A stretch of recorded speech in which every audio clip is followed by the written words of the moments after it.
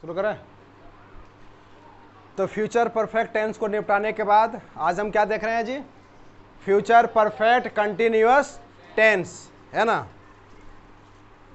ठीक है।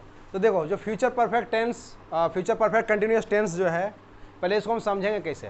तो इसमें क्या है, कोई भी काम है वो फ्यूचर में स्टार्ट हुआ है, फ्यूचर में स्टार्ट हुआ है और आगे कुछ समय तक वो जारी रहेगा, है ना?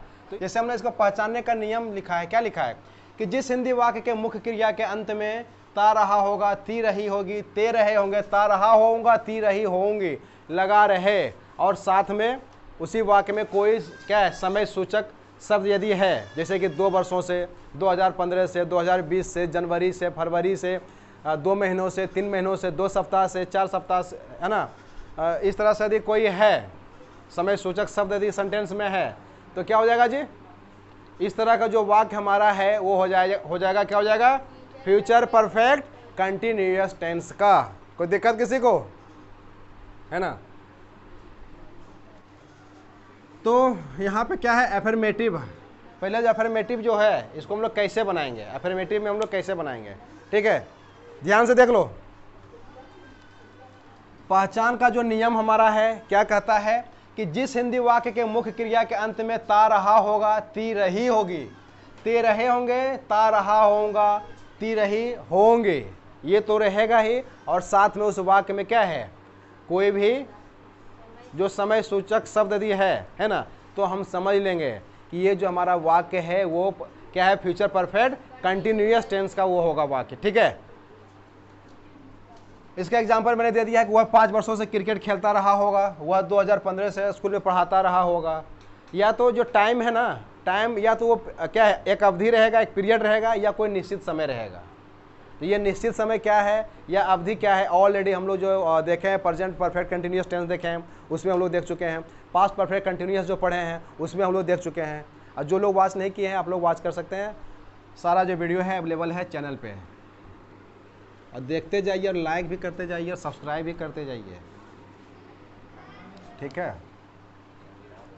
लाइक करने में लगता क्या है, खट अंगूठा को क्या करना है, दबाना, नीचे वाला नहीं दबाना है। यदि बुरा लगता है, अच्छा नहीं लगता, तब नीचे वाला भी दबा सकते हैं, अच्छा लगता है तो जो अप है उसको आप दबा सकते हैं।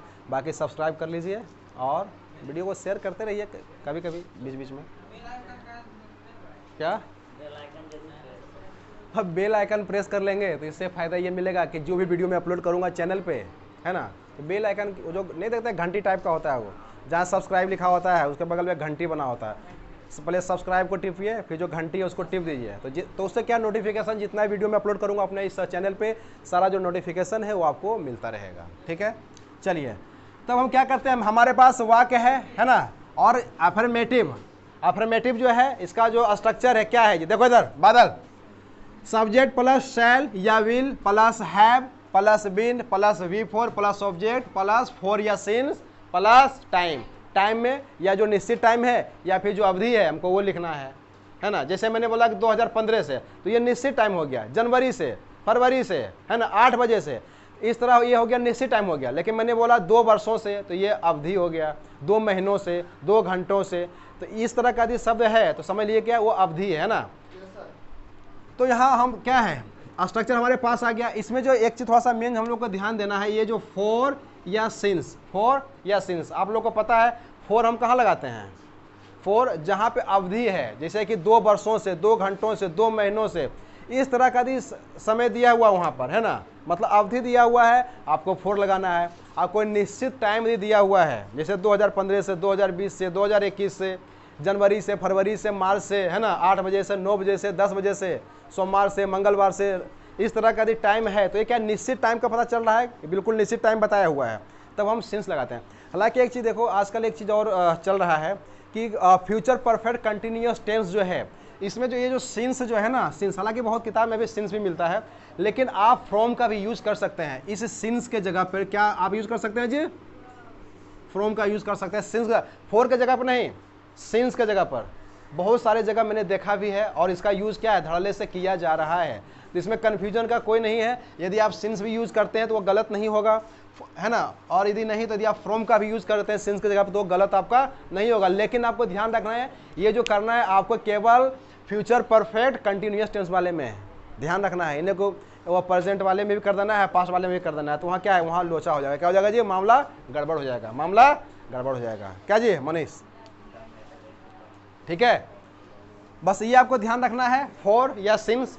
बाकी क्या है, स्ट्रक्चर में कोई मतलब क्या है, सब कुछ ज़्यादा है नहीं, आराम से बन जाएगा। सेंटेंस हमारे पास है, तो क्या है, वह 5 वर्षों से क्रिकेट खेलता रहा होगा, इसको हम लोग बनाते हैं। स्ट्रक्चर हमारे पास है, ये जो नंबर 1 जो है, 1 नंबर 2, ये 2 सेंटेंस हमने लिया है, वह 5 वर्षों से। तो सब्जेक्ट हमारा क्या है जी, वह है, क्या हो गया, ही हो गया, हमने लिख दिया, ही लिख दिया। अब ही के साथ शैल या विल होगा, तो ही विल, उसके बाद क्या है जी, हैव, विल है प्लस बीन